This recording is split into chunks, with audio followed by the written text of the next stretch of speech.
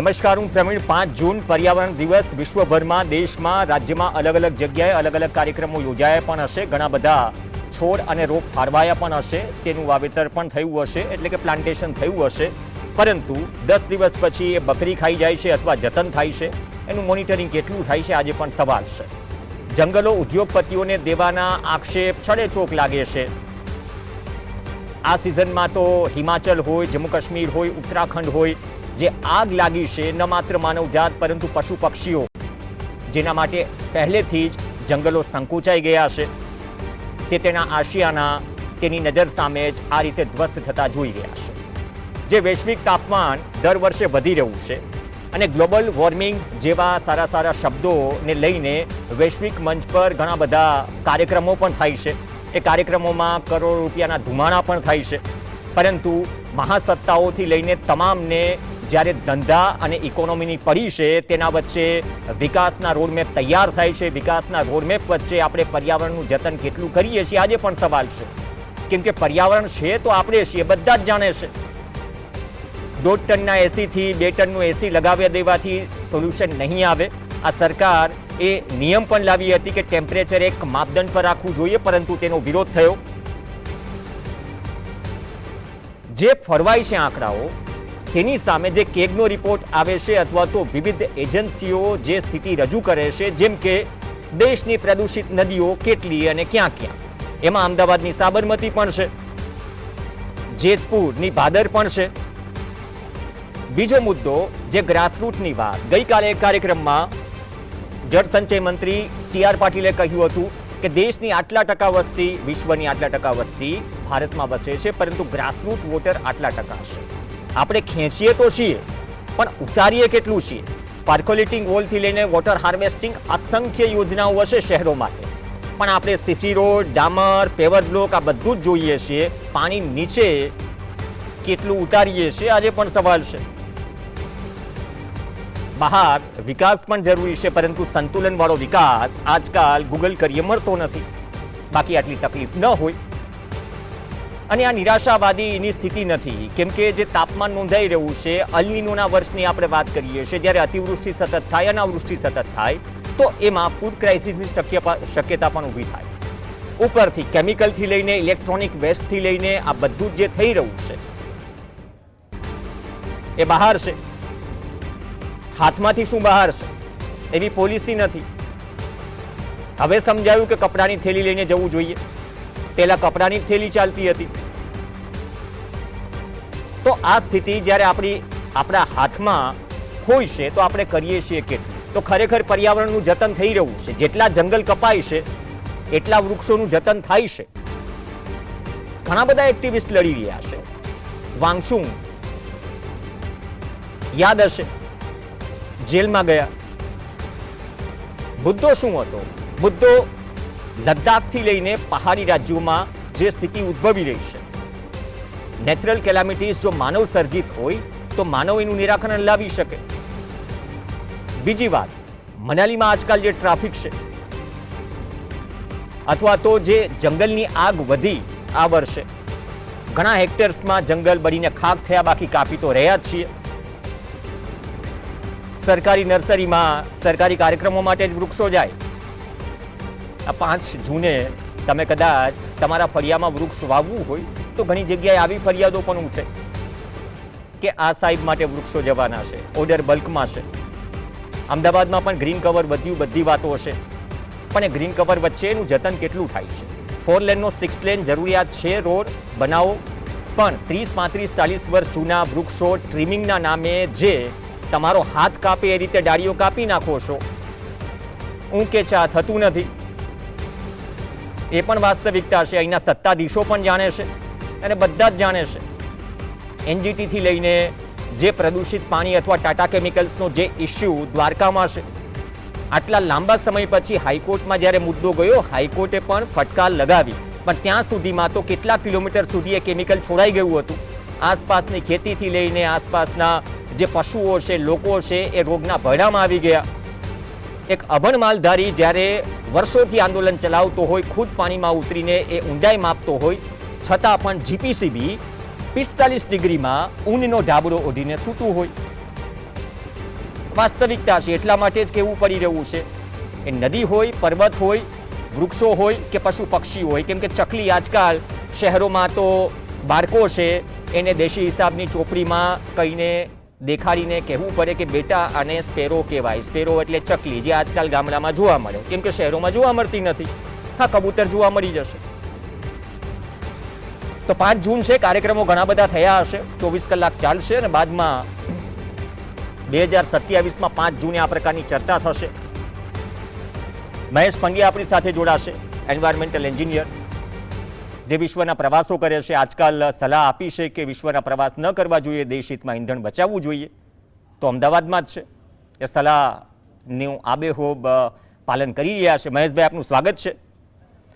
મહેશભાઈ, દર 5 જૂને આપણે આ બધી જ વાતો કરીએ છીએ, અથવા સરકારો વાતો કરે છે, તંત્ર વાતો કરે છે, વૃક્ષો વવાય છે, પણ ગ્રાસરૂટ વોટરથી લઈને નદીઓથી લઈને આપણે કંઈ બાકી નથી રાખ્યું.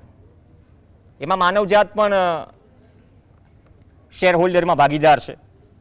અને બીજી તરફ જંગલો જે કપાઈ રહ્યા છે, સામે એટલું જંગલો કે વૃક્ષો જે વવાય છે એનું જતન થઈ રહ્યું છે કે સંકોચાઈ રહ્યું છે? આ તો આપણે જ આપણા માટે ખતરો ઊભો કરી રહ્યા છીએ.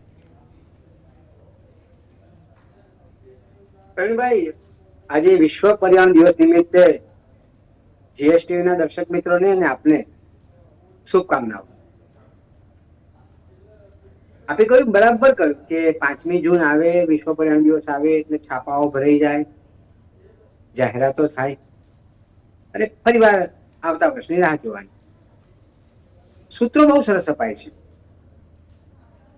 એક પેડ માં કે નામ બહુ સરસ સૂત્ર છે, પરંતુ મિલિયન્સ ઓફ ટ્રી કોના નામે કપાય છે? એક સવાલ છે. અને એટલા માટે 2023માં ગુજરાત સરકાર માટે CAG રિપોર્ટ બહાર પાડ્યો, વન સંવર્ધન. અને એમાં એમણે નોંધ્યું કે 4 માર્ગીય રસ્તા હોય કે 6 માર્ગીય રસ્તા હોય, હજારોની સંખ્યામાં ઝાડ કપાય છે અને એટલા પ્રમાણમાં વવાતા નથી. બીજી બાજુ અમદાવાદ મ્યુનિસિપલ કોર્પોરેશનનો દાવો જુઓ તો આ વખતે 50 લાખ ઝાડ વાવવાના છે. 50 લાખ, 5 મિલિયન. ગત વર્ષે 40 લાખ, 4 મિલિયન. એના આગળના વર્ષે 3 મિલિયન, 30 લાખ ઝાડ. એના પહેલા 10 લાખ. હવે અમદાવાદની વસ્તી હશે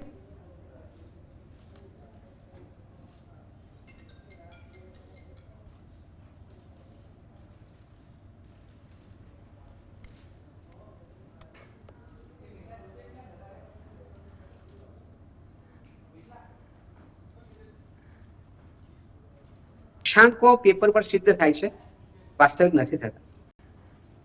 અને બીજી બાજુ લોક ભાગીદારી નથી. એનું ઓડિટ કોણ કરે? મોનિટરિંગ કોણ કરે? તે 50 લાખ ઝાડ વાવ્યા, વિતરણ થયું, એનું મોનિટરિંગ કરે કોણ? એટલે એક સવાલ છે. અને વૃક્ષો પણ કેવા? મને યાદ છે કે વસ્ત્રાપુર તળાવના કિનારે એક વડ વવાયો છે. દિવાલમાં તકતી લાગે એટલે તકતી નજીક વડ વાવ્યો. હવે વડના મૂળ તો બહુ ઊંડા જાય. તમારે આજુબાજુની ઓછામાં ઓછી 2-2 મીટર, 3-3 મીટરની જગ્યા છોડો તો વડ વવાય. સિમ્બોલિક વડ વાવી દીધો. એવા તો અસંખ્ય વૃક્ષો એવા છે કે જેને વિસ્તરવા માટે મોટી જગ્યા જોઈએ. હવે તમે 1-1 ફૂટના અંતરે ખાડા ખોદો અને આવા વૃક્ષો વાવો તો પછી એનો સર્વાઈવલ રેટ કેવી રીતે થાય? લક્ષ્યાંકો સિદ્ધ કરવા બરાબર છે. અને બીજી બાજુ લોક જાગૃતિ પણ વધી છે. અખબારો સતત લખી રહ્યા છે કે વિકાસના નામે આટલા ઝાડનું નિકંદન થયું. વૃક્ષો બચાવવા માટે લોકો પણ જાગૃત છે. એવું નથી લોકો ઊંઘી રહ્યા છે, લોકો પણ જાગૃત છે. પણ એવા લોકોને એમ કહેવામાં આવે છે કે સરકારી કામમાં અને વિકાસના કામમાં અવરોધ નાખો છો. નહીં, આજકાલ અદાલતો કહી દે છે ને, ઘણા કિસ્સામાં અદાલતો પણ કહી દે છે કે વિકાસના કામમાં બહુ કોમન થઈ ગયું છે. પણ સામે ઇકોસિસ્ટમ જે ખોરવાઈ રહી છે, અદાલતો જી. ઘણી કહી દેશે, ઘણા બધા કેસમાં કહી દેશે. તો આ ખરેખર જે મેજોરિટી કેસમાં લાગુ પડે છે કે જ્યાં એ સેન્સિટિવ બની જાય છે વસ્તુ, પણ સામે એ પણ જોવું જોઈએ ને આપણું જીપીસીબી શું કરી રહ્યું છે. ઝાડ કપાઈ રહ્યા છે, નિયમો છે, એના સામે અમદાવાદ કોર્પોરેશન કે શહેરો માટે જે વ્યવસ્થા ગોઠવાય છે, તમે મોનિટરિંગની વાત કરી, સામે લેવાય છે શું, પગલાં શું લેવાય છે? પ્રવીણભાઈ, પણ પગલા ક્યાંથી લેવાય? સરકારની ઈચ્છાવૃત્તિ ના હોય, પોલિટિકલ વિલ ના હોય, તો અમદાવાદ મ્યુનિસિપલ કોર્પોરેશન અથવા તો ગુજરાત પ્રદૂષણ નિયંત્રણ બોર્ડના માથે હું દોષ દેવા નથી માંગતો. ગુજરાતમાં 50,000 થી વધારે ઉદ્યોગો, એનું મોનિટરિંગ કરવાનું કામ આ પ્રદૂષણ નિયંત્રણ બોર્ડને સોંપ્યું સરકારે. હવે 50,000 ઉદ્યોગોની મોનિટરિંગ કરવા માટે માત્ર ને માત્ર 280 એન્જિનિયરો છે, અને એ એન્જિનિયરોએ ચૂંટણીના કામ પણ કરવાના. સરકારના પદાધિકારી જ્યારે વારંવાર આવે છે તો એમણે ખડે પગે રહેવાનું કેવી રીતે થાય? અને એ જ રીતે કોર્પોરેશનમાં પણ પર્યાવરણ વિભાગ તેમણે શરૂ કરી દીધો 2 વર્ષથી, પણ આખા 80 લાખની વસ્તીમાં સીવેજ ટ્રીટમેન્ટ પ્લાન્ટ હોય કે સોલિડ વેસ્ટ મેનેજમેન્ટ હોય કે બધાની વચ્ચે માત્ર 10 એન્જિનિયર હોય, એ કેવી રીતે ચાલે? એટલે મૂળ મુદ્દો છે કે સરકારની દાનત નથી, સરકારની ઈચ્છાવૃત્તિ નથી કે મોનિટરિંગ થાય, અને સરકાર જોડતી નથી લોકોને. જ્યારે આરટીઆઈમાં સવાલો થાય છે ત્યારે આરટીઆઈ કમિશનરો બેફામ જવાબ આપે છે બીજી અપીલ થાય ત્યારે, અને જે આરટીઆઈ કરનારા અરજદારને એવી રીતે ખખડાવે છે કે જાણે કે ગુનેગાર પર. એટલે લોકભાગીદારી નથી, જે એક્ટિવિસ્ટો બહાર આવે છે એમને દબાવી દેવામાં આવે છે. આ બધા કારણોથી તે સોશિયલ ઓડિટ થવું જોઈએ એ પણ નથી થતું. એ બધા મુદ્દાઓ આમાં કારણભૂત છે પ્રવીણભાઈ. નહીં, આપણે અટલ બ્રિજ દૂરથી એરિયલ શોટમાં દેખાડી દઈએ, આપણે સારું બન્યું છે રિવરફ્રન્ટ દેખાડી દઈએ, સાંજે રોશની કરી દઈએ, પણ અમદાવાદ કોર્પોરેશન કે જીપીસીબી શું કહેવા તૈયાર છે છાતી ઠોકીને કે ટ્રીટ કર્યા વગરનું પાણી, એક ટીપું પાણી નદીમાં નથી છોડાતું, એક ટીપું પાણી? એ કોન્ફિડન્સથી કહી શકે? આપણે બહુ દૂર જવાની જરૂર નથી. વાં તો હા, ફીણ તમારે કાશ્મીર જોવું હોય તો તમારે આમ અત્યારે કદાચ બહુ ખર્ચો કરવાની જરૂર નથી, જેતપુર જતા રહો, ભાદરમાં જોવા મળી જશે ફીણ સાથે સાથે. પણ અમદાવાદ જ્યાંથી તો એ બ્રિજ ઉપરથી બધા પસાર થાય છે, કોઈ કહી શકે? આ મુદ્દો તો અદાલતોમાં ચાલી રહ્યો છે, છતાંય છોડાઈ રહ્યું છે ને. તમે સુએજ ટ્રીટમેન્ટ પ્લાન્ટની વાત કરી, આટલા પ્લાન્ટ જે તમે કહો છો કે જેટલા જરૂરી હોય એટલા નથી, ટ્રીટ કર્યા વગરનું પાણી જે છોડાય છે એ જ શાકભાજીઓ ખાય છે લોકો ઘણી જગ્યાએથી. પ્રવીણભાઈ, આજે વસ્તુ એવી બની છે કે પ્રદૂષણ નિયંત્રણ બોર્ડ ટીએમસી ના અધિકારીની તાકાત જ નથી કે બહુ clear cut report, black and વ્હાઇટમાં રિપોર્ટ આપે. એવી જો હિંમત બતાવે તો એ સસ્પેન્ડ થઈ જાય અથવા તો ક્યાંક બદલી થઈ જાય. એટલે એવી તાકાત તો કોઈનામાં રહી નથી. એ કેટલાક લોકો સંચાલન કરે છે, અને એમાં જવાબદાર તો આપણે એનઆરઆઈ ને હું ખાસ કહીશ. ગુજરાતી એનઆરઆઈ લોકો જે તે વિડીયો મૂકે છે કે જુઓ અમારું અમદાવાદ છે, ન્યુયોર્ક નથી, ન્યૂ જર્સી નથી, સાબરમતી રિવરફ્રન્ટ આગળ જ બધા ફ્લાવર શો થાય, જાત જાતના એક્ઝિબિશનો થાય, અને એ મૂકે અને જુઓ કે આ ન્યુયોર્ક ન્યૂ જર્સી નથી, આ જાપાન નથી, આ અમારું અમદાવાદ છે, આ રિવરફ્રન્ટ છે. તમે સિંધુ રોડ ઉપર ઊંધી છત્રીઓ ભરાવો, ડેકોરેશન કરો, એના ફોટા આવી જાય, અને આ જ કહેવામાં આવે કે આ અમારું અમદાવાદ છે, આ મોડેલ છે. અને એટલે માટે એ લોકો પણ જવાબદાર છે, એમને અમદાવાદ આવવું નથી, માત્ર વખાણ કરવા છે. ચોમાસામાં એ સિંધુ ભવન રોડ ઉપર 100 મીટરથી આગળ નહીં ગયા હોય, નહીં તો રીલ અલગ બની ગઈ. અને ત્યાં જાય તો બી જે ખાડા પડે છે પ્રવીણભાઈ, અને ખાડાનો જો રિવ્યુ લેવામાં આવે ને તો એમ લાગે કે તમે ચંદ્રલોક પર ફરો છો. તો તમે એમ કેમ નથી કહેતા કે જો અમારા અમદાવાદ નહીં, અમે ચંદ્રલોક પર ફરી રહ્યા છીએ? એવો કેમ વિડીયો નથી મૂકતા? એવા કેમ તમે ઇન્સ્ટાગ્રામમાં નથી મૂકતા? એટલે સવાલ લોકોનો પણ છે. લોકો જે ખોટી વાહવાહી કરવા ટેવાયેલા છે, અને એના લીધે સ્થાનિક લોકોને જે આપદા પડી રહી છે, એના માટે હું આ એનઆરઆઈ લોકોને પણ દોષિત તો ઠેરવે જ કે તમે વાસ્તવિકતા જાણ્યા સિવાય તમે ભ્રમિત કરો છો લોકોને, અને એક મત ઉભો કરો છો કે આ વિકાસના નામનો.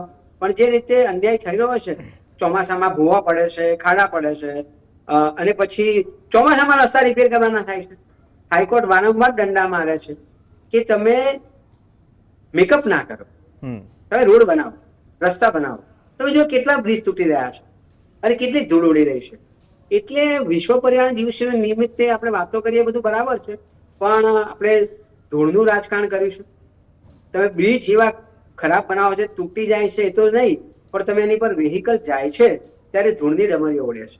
તમે વૃક્ષોનું નિકંદન કરી નાખ્યું, તમે કન્સ્ટ્રક્શન એન્ડ બિલ્ડિંગમાં ધ્યાન જ નથી રાખતા, એટલે વસ્ત્રાપુર કે બોડકદેવ કે ઇસ્કોન જેવા વિસ્તારમાં જ્યાં ઉદ્યોગો નથી ત્યાં પણ AQI નું પ્રમાણ બહુ ગંભીર છે. ના, એ તો આપણે ચર્ચા કરી જ હતી ને. સરકારે તો વિધાનસભામાં જવાબ આપ્યો છે કે વડોદરા અને અમદાવાદમાં PM10 અને PM2.5 ની સ્થિતિ શું છે, દિલ્હી કરતા ખરાબ છે. આ તો ગુજરાતની રાજ્યની સૌથી મોટી, અને તમે તો આ બાબતે NRI ને નોન રિસ્પોન્સિબલ ઇન્ડિયન ઠેરવી દીધા. બિલકુલ, કારણ કે એ જે રીતે મૂકે છે અને વાહવાહી કરાય છે એ બરાબર નથી. એ દ્રોહ છે આ પ્રજા સાથે, એમના દેશ સાથે દ્રોહ છે. મને મારું અમદાવાદ ગમે છે, પણ એનો મતલબ એવો નહીં કે હું ખોટે ખોટું પ્રચાર કરું કે મારું અમદાવાદ સ્વચ્છ છે, અમદાવાદ બહુ સરસ છે, અમદાવાદ જાપાન જેવું થઈ ગયું, અમદાવાદ ન્યુયોર્ક જેવું થઈ ગયું, તો હું અમદાવાદનો ગુનેગાર છું, ગુજરાતનો ગુનેગાર છું, પ્રજાનો ગુનેગાર છું. એટલે સાચી હકીકત તો મારે બ્લેક એન્ડ વ્હાઇટમાં કહેવી જ પડે. એમાં એવું નથી કે હું મારું અમદાવાદ ગૌરવ છે એટલે મારે સાચી હકીકત નહીં કહેવી, અથવા તો હું અમદાવાદનો વિરોધી થઈ ગયો. ના, હું અમદાવાદનો સાચો ભક્ત અને સાચો પ્રેમી ત્યાં છું. ગુજરાતનો સાચો દેશભક્ત અને ભારતનો સાચો દેશભક્ત ત્યાં છું કે હું સાચી હકીકત અરીસો બતાવું સરકારને, લોકોને, અને એમાં કામ થાય. અને અરવલ્લી મુદ્દે પણ આપણે ચર્ચાઓ કરી હતી. We are the first, I think. અરવલ્લીને મુદ્દે જે કંઈ થયું અને પીછેહટ સરકારે કરવી પડી, પછી વ્યાખ્યા થોડી બદલવી પડી, અથવા તો જે આખા દેશમાં મુદ્દો ઉઠ્યો આજકાલ, જે આંધીઓ જેસલમેરથી લઈને રાજસ્થાનના અલગ અલગ શહેરોમાં ઉઠી, છેક યુપી સુધી પહોંચી, અને જે વરસાદ પડી રહ્યો છે, આ તમામ વચ્ચે શું તમે માનો છો કે ખરેખર પર્યાવરણ બચાવો ના નારા આપીએ સારું, ઇન્ટેન્શન બધાનું જ સારું છે, ખરેખર ભક્ત આ પર્યાવરણનું બનવાની જરૂર છે? જો પ્રવીણભાઈ, $5 ટ્રિલિયન અમેરિકન ડોલર સુધી પહોંચવું છે, ત્રીજી વિશ્વની મહાસત્તા બનવી છે, અને એટલા માટે તમે સૂત્રો આપીને ચલાવી લો. તમે ગ્રીન વોલ બનાવી અરવલ્લીની, અને એના બીજા જ મહિને ભારત સરકારે જે રિપોર્ટ આપ્યો અને સુપ્રીમ કોર્ટે સ્વીકારી લીધું કે પર્વત કોને કહેવાય, કુદરત નક્કી નથી કરતી, ભારત સરકારની એક સમિતિ નક્કી કરે છે કે ડુંગર કોને કહેવાય, પર્વત કોને કહેવાય. 100 મીટરની હાઈટ હોય તો જ પર્વત કહેવાય, બાકી ના કહેવાય તો તમે એને તોડી શકો, કાપી શકો. થેન્ક્સ કે મીડિયાની જાગૃતિ, લોકોની જાગૃતિના લીધે સુપ્રીમ કોર્ટે તાત્કાલિક તો સ્ટે આપવો પડ્યો છે અને આંદોલનો ધીમા પાડ્યા છે. પણ ખબર નહીં, જે રીતે સુપ્રીમ કોર્ટનું પણ રૂખ અત્યારે સામે આવે છે. ગુજરાતના જ એક પીપાવાના કેસમાં સુપ્રીમ કોર્ટે એવું કહ્યું કે એક પણ દેશનો ડેવલપમેન્ટ પ્રોજેક્ટ બતાવો કે જેમાં એન્વાયરમેન્ટાલિસ્ટ વચ્ચે આડા ના આવ્યા. આ શું સંદેશો આપી રહ્યા છે તમે વિચાર કરો. તમે સોનમ વાંગચુકની વાત કરી, 6 મહિના જેલમાં નાખ્યો, પછી આને કહ્યું ના ના કોઈ વાંક નતો, છોડી દીધો. સુપ્રીમ કોર્ટ સવાલ કેમ નથી કરતી? તો આ 6 મહિના કેમ જેલમાં એમને મૂકવામાં આવ્યો? એટલે આજની પરિસ્થિતિ એવી છે કે આપણે વિકાસ કરવો છે, ત્રીજી વિશ્વની મહાસત્તા બનવું છે, $5 ટ્રિલિયન અમેરિકન ડોલર આંબી જવા છે, અને એટલા માટે આ બધું થવા દે. પછી જયારે વિકાસ થઈ જાય, આપણે અમેરિકાની હરોળમાં આવી જઈએ, પછી આપણે પર્યાવરણની જાળવણી કરીશું. અમેરિકાના આદેશથી તો આપણે બીજેથી ઓઇલ નથી ખરીદતા અત્યારે. હા, એટલે આપણે વિકાસ કરવો છે. આપણે હરોળમાં આવવાની અથવા એનાથી આગળ નીકળવાની દરેક ભારતીયોની ઈચ્છા હોય, દરેક રાષ્ટ્રવાદીની ઈચ્છા હોય, પણ અત્યારે તો પરિસ્થિતિ જુદી છે સાહેબ. એટલે કઈ બદલાવ આવ્યો છે? આ જેટલું બજેટનો જેટલો આંકડો વધ્યો છે એમાં કોઈ બદલાવ આવ્યો છે મોનિટરિંગમાં, જાળવણીમાં? ના. ગ્રીન કવર વધ્યું, આટલા વૃક્ષો વવાયા, જે આંકડો અપાય છે તો એ સાચો માની લેવાનો? એનાથી શું કોઈ ફરક જ નથી પડ્યો? સરકાર કે સાચું માની લેવાનું, પછી AQI નું જે થવું હોય તે થાય, કે પછી રોજના ઇમરજન્સીના કોલ જેટલા આવવા હોય એટલે આવે, પણ એ થાય. પણ બીજી વાત પ્રવીણભાઈ, બજેટનો પણ સવાલ નથી. આપણી જોડે મબલક પ્રમાણમાં પૈસા પડ્યા છે. જ્યારે વન કપાય છે, જંગલો કપાય છે, તો એના બહુ સામાન્ય પૈસા હોય છે, નેટ પ્રેઝન્ટ વેલ્યુ, પણ એ કરોડોમાં કેમ્પા ફંડમાં જમા થઈ છે, અને એ રકમ વપરાતી નથી. તમે ઉદ્યોગો પ્રદૂષણ કરે છે તો હવે કાયદો તમે એવો લઈ આવ્યા છો કે ભાઈ ઉદ્યોગોને આપણે ગુનેગાર નહીં ઠેરવવા, એટલે ડીક્રિમિનલાઇઝેશન નો શબ્દ ઉમેરાયો કે એમને ડીક્રિમિનલાઇઝેશન કરી નાખો, એ ક્રિમિનલ નથી એ લોકો, અને એમને પેનલ્ટી નાખો, એમને એન્વાયરમેન્ટલ ડેમેજ કોમ્પેન્સેશન ના પૈસા જમા કરાવે એમ કહો. હવે એ એન્વાયરમેન્ટલ ડેમેજ કોમ્પેન્સેશન ના કરોડો રૂપિયા જમા પડ્યા છે, કેમ્પા ફંડ ના જમા પડ્યા છે, ડિસ્ટ્રિક્ટ મિનરલ ફંડ ના કરોડ રૂપિયા જમા પડ્યા છે, એટલે બજેટમાં પૈસાનો વધારવાનો સવાલ જ નથી. જે પૈસા ઉપલબ્ધ છે એમાંથી જો પર્યાવરણનું જતન કરો તોય ભયો ભયો. પણ એ થઈ રહ્યું છે ના, નથી થઈ રહ્યું. અને બીજી વસ્તુ એ કે એક તરફ આપણે પર્યાવરણ જાળવવાની વાત કરીએ છીએ, આપણા ત્યાં 1990 એક કાયદો બન્યો છે જેને ફોરેસ્ટ કન્ઝર્વેશન એક્ટ 1980 કહે છે, અને એમાં ઓબ્જેક્ટિવમાં એમ કહ્યું કે આ કડક કાયદો બનાવવા માટે અમે સુધારો કરી રહ્યા છીએ. હકીકતમાં એ કાયદો ડાયલ્યુટ કર્યો.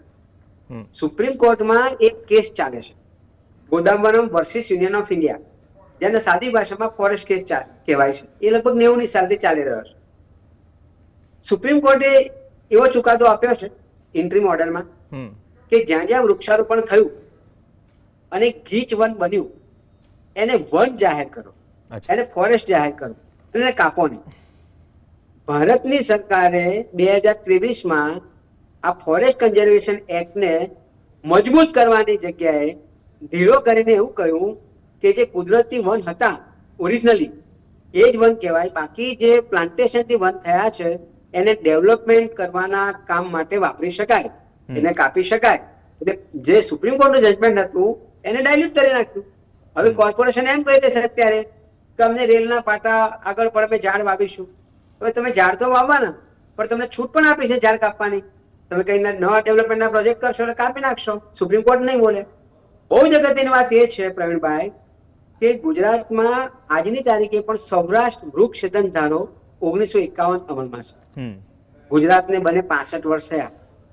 બોમ્બે એક્ટ ને બધા નામ બધા બદલી નાખ્યા, પણ આ સૌરાષ્ટ્ર વૃક્ષ છેદન નામ બદલાયું નથી. નામને પણ ભૂલી જાઓ. સરકારે એવી છૂટ આપી કે 86 પ્રકારના વૃક્ષોને વિકાસના નામે તમે પરવાનગી સિવાય કાપી શકો. આનું આવેદન પત્ર પણ પર્યાવરણ મિત્રએ રાજ્યના મંત્રીને આપ્યું છે કે તમે બેફામ તમે એક બાજુ કાયદાની વાત કરો છો, એક પેડ માગે નામ વાત કરો છો, અને બીજી બાજુ 86 વૃક્ષોને પરમિશન સિવાય કાપી નાખો એવી વાત કરો છો. આ તો બે મોડાની વાત થઈ.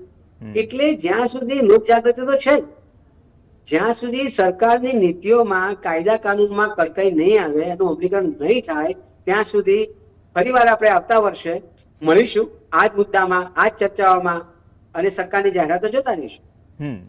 નહીં, એટલે જ કીધું ને 5 જૂન 2027માં પછી ફરીથી એકાદ કાર્યક્રમ થશે, અલગ અલગ જગ્યાએ વૃક્ષો વવાશે, રીલ બનશે, ફોટાસ પડશે, પણ મોનિટરિંગ અને જાળવણીમાં જે આપણે ખર્ચ કરીએ છીએ, અથવા તો જે મહેશભાઈએ વાત કરી કે પીળો પાસ આપી દેવાયો કે 86 પ્રકારના ઝાડ તમે કાપી શકો છો, અથવા તો કેમ્પા ફંડની વાત કરી, અથવા તો કમ્પન્સેશન જે ઉદ્યોગો પણ જરૂરી છે દેશના વિકાસ માટે, પણ માપદંડ મુજબ નિયમ મુજબ ચાલતા હોય તો ઇકોસિસ્ટમ બગડે નહીં, બાકી ગીધ શોધવા જવા ન પડે. જે ઇકોસિસ્ટમનો એક ભાગ છે, આપણે એ સ્થિતિમાં છીએ. જોઈએ આ જતન અને નિકંદન, આ સવાલ તો દશકાઓથી ચાલી રહ્યો છે. હજુ કેટલા અલનીનો જોવાના છે, અથવા કેટલી અતિવૃષ્ટિ અનાવૃષ્ટિ જોવાની છે, અથવા તો કેટલી વખત આપણે આપણા જ પગ ઉપર કુવારો મારશું, કેમ કે આપણે પણ એક પર્યાવરણનો ભાગ છીએ. આપણે આપણા જ પગ ઉપર કુવારો મારીશું તો તકલીફ તો થશે જ. તકલીફ જ્યાં સુધી ઢાક પીછોડો કરવામાં આવશે ત્યાં સુધી સમય સાથે આ તકલીફ વધતી જશે, અને ત્યાં સુધી કદાચ મહેશભાઈ જેવા ઘણા બધા એક્ટિવિસ્ટો છે એ સતત સવાલો કરતા રહેશે, ચિત્ર દેખાડતા રહેશે કે સાહેબ આ ચિત્ર છે, તમે ખોટા ફૂલ ગુલાબી આંકડા ન દેખાડો. એ આંકડા સામે કદાચ પરિણામલક્ષી કંઈ થતું હોય તેને પણ મહેશભાઈ સામે મૂકે છે. અપેક્ષિત એ છે કે એ પરિણામલક્ષી કામો થોડા વધારે થાય, જેથી એમ પણ થાય કે નહીં, વાપર્યું એ ખરેખર યોગ્ય જગ્યાએ ગયું. ધન્યવાદ મહેશભાઈ પંડ્યા ચર્ચામાં જોડાયા. આ સાથે ચર્ચામાં હાલ બસ આટલું જ. નમસ્કાર.